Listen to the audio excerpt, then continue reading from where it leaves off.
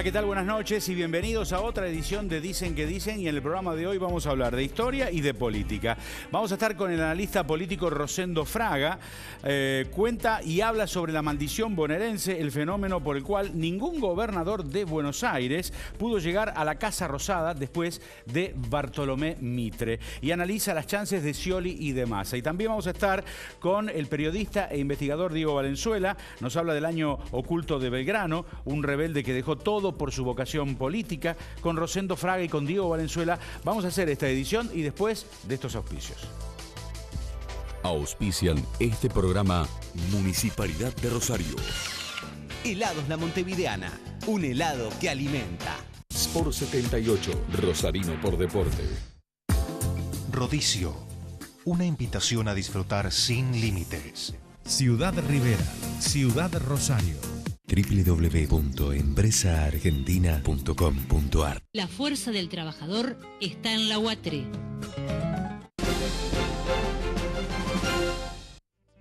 Accesaniga, mayor exposición y mucho más confort. Nuevos bocaditos de carne Swift. Para tus hijos lo más grande que hay, después de vos.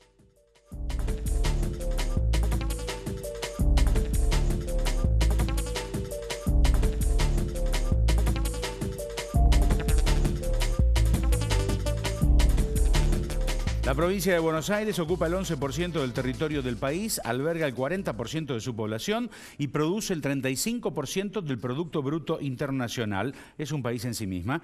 Sin embargo, nunca un gobernador bonaerense llegó a la Casa Rosada por medio de las urnas. Este hecho es conocido como la maldición bonaerense, el último libro de Rosendo Fraga, y ya está en contacto con nosotros. Bienvenido al programa, Rosendo. ¿Qué tal, Alberto? Gracias por llamarme. Gracias a vos. ¿Cuándo y por qué se comienza a hablar de la maldición bonaerense como fenómeno? Bueno, yo te diría que hace un siglo y medio que ningún gobernador de la provincia de Buenos Aires, pese a que es el distrito electoralmente más importante, sí, ha logrado ser electo presidente de la nación. Duhalde llegó, pero no electo. Las dos veces que se presentó de candidato a presidente, perdió. Llegó electo por el Congreso para una transición.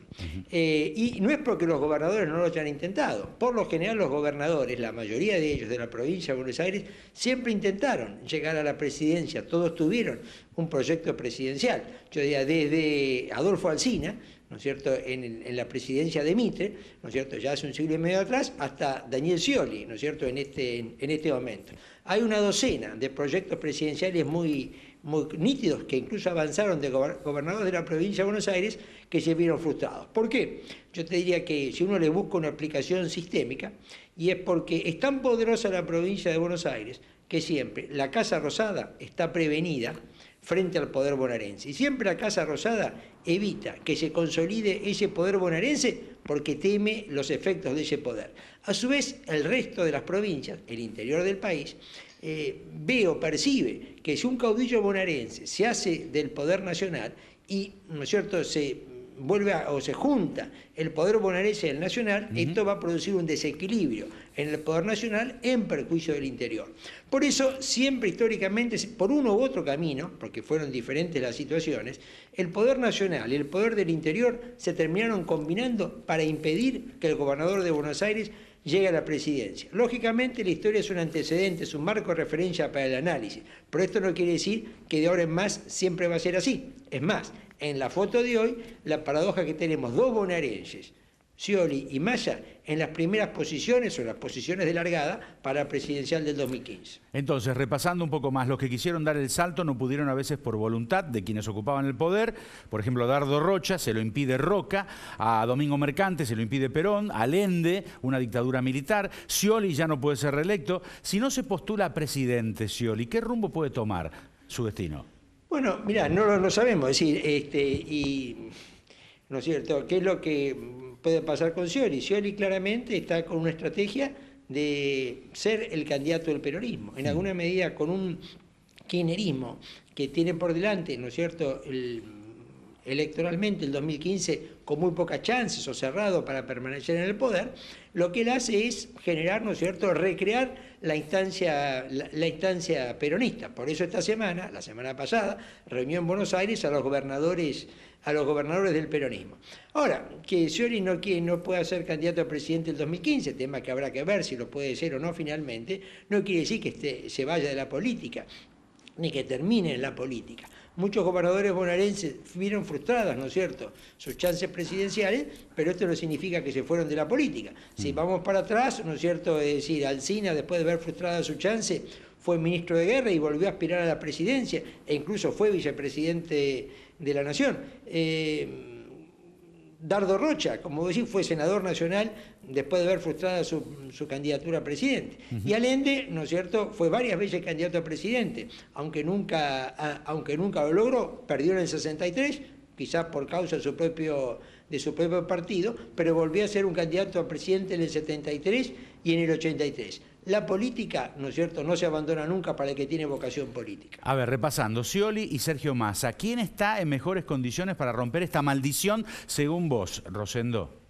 Bueno, mira, dos cosas yo te diría. Si uno toma las últimas 3 encuestas de intención de voto a presidente que han sido publicadas, bueno, Scioli y Massa rondan un 20% cada uno de los votos, un punto más, un punto menos, de acuerdo a cuál de las 3 encuestas miremos.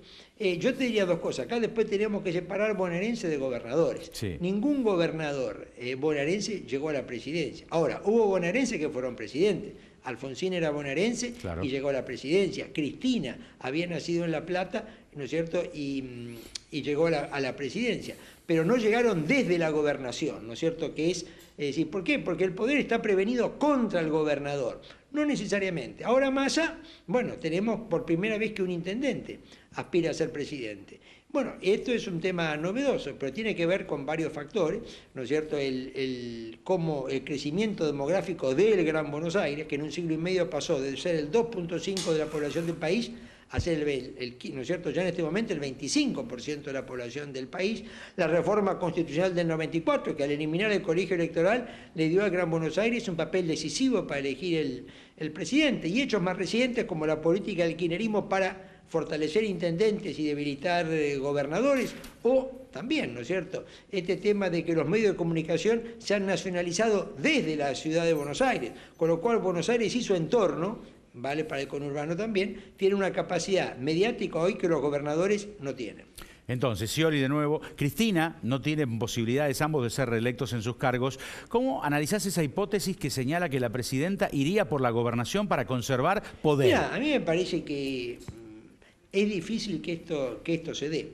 De cualquier manera, yo te diría que siempre, en este momento, yo te diría, la perspectiva de Cristina es como los próximos 2 años, con muy baja chance o casi chance nula de ser candidata del 2015, retiene poder. Y la expectativa de poder genera poder en el presente. La pérdida de la expectativa de poder hace perder poder en el presente. Por eso creo que en alguna medida esto forma parte a lo mejor de las iniciativas que desde el oficialismo se lanzan para esta idea de dar la sensación que se puede retener el poder. Pero hoy sería electa, hoy si la presidenta se presentara no ganaría la gobernación de Buenos Aires, le pasaría algo parecido a lo que le está pasando Insaurralde, con lo cual, bueno, faltan 2 años, muchas cosas pueden suceder.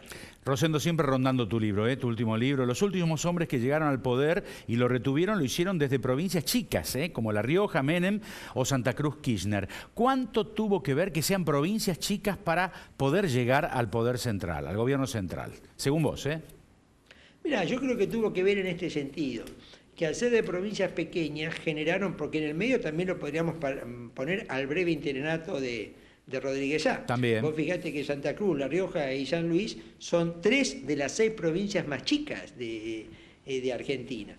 Es más, las 3 tienen el mínimo de 5 diputados por distrito, que es el mínimo, ¿no es cierto? Yo creo que esto tiene que ver con que al ser provincias tan chicas han generado menos resistencia, ya sea en la Casa Rosada como en el resto del interior. Por eso esa ecuación que bloqueó a los gobernadores bonaerenses, que es el recelo de la Casa Rosada más la resistencia del interior, en el caso de las provincias chicas no se dio. Para la resistencia del interior, pues fíjate, el último caudillo bonaerense que retuvo el poder nacional fue Rosas, digamos que era caudillo bonaerense y también ejerció el poder nacional. Y desde esa experiencia pareciera que los gobernadores bonaerenses siempre han sido resistidos. Las provincias más chicas, esto le permitió a algunos gobernadores avanzar, acercarse al poder, enfrentando menos resistencia. Se ha dicho que en el 2001 la Liga de Varones del Conurbano le baja el pulgar al por entonces gobernador bonaerense Carlos Rucauf. El armado de masa, basado en intendentes, ¿demuestra que el poder territorial está pasando por allí? Bueno, yo creo que veníamos viendo la crisis 2001-2002, yo diría que se llevó el sistema de partidos. Explicar hoy la política argentina por radicales y peronistas ya no es funcional. Ya en la primera década de este siglo tuvimos en claro que el poder territorial de los gobernadores había pasado a tener un papel, ¿no es cierto?, yo te diría mucho más importante que antes. Ahora lo que estamos observando es el poder territorial de los intendentes que ha, ¿no es cierto?, que ha crecido. De cualquier manera, en ambos casos hay algo que es muy claro. El poder territorial, hoy sean gobernadores o intendentes, pesa más que los partidos. Bueno, un poco más sobre Massa, quien estamos viendo en pantalla, a riesgo de repetir, ¿eh? Tu análisis sobre las aspiraciones a presidente sin pasar por la gobernación. Bueno, yo te diría que si uno mira la historia, quizás tenga más chance de llegar a la presidencia salteándose la gobernación que yendo a la gobernación. Es decir, en el sentido de que la gobernación implica quizás más riesgos políticos que intentarlo directamente. Pero lo demás es producto, como dije, de varios fenómenos, ¿no es cierto? Por un lado, esta estrategia del kirchnerismo inicial de fortalecer intendentes para debilitar gobernadores, y esto lo favoreció a Massa como intendente de Tigre. Segundo, también lo que yo te mencioné, el sistema de medios. Hoy en Tierra del Fuego y Jujuy se ven en simultáneo los mismos programas de radio y televisión que en la ciudad de Buenos Aires y su conurbano. Y en tercer lugar, la política gestual. Estamos en una etapa donde el gesto ha sustituido al discurso como eje de la comunicación política. Y Massa quizás en esto ha sido un precursor. ¿Qué implica lo último, ser gobernador de Buenos Aires en un país como Argentina? Mira, yo te diría que implica manejar la estructura territorial más importante del país. Pero al mismo tiempo implica, ¿viste?, una dependencia del poder nacional incluso mayor que algunas provincias más chicas, como el caso de San Luis, que tiene más independencia el gobierno nacional que el que tiene la provincia de Buenos Aires.